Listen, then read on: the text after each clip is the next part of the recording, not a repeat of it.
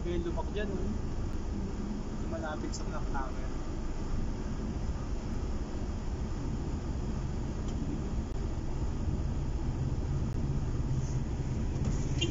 Good!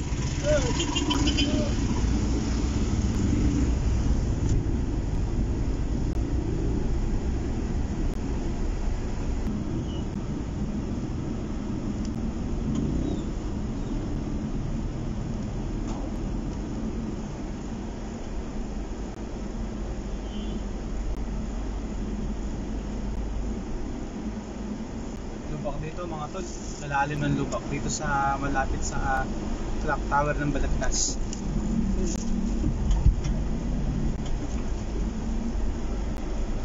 Ingat po kayo dito lalo na kung kayo ay nakasakay sa motorsiklo.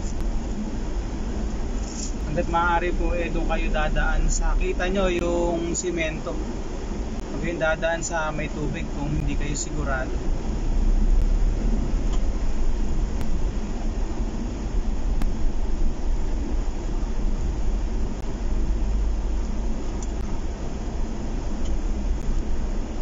Kaya mga tol, mga lubak yan, sa bandang kanan yan, na malalalim yan.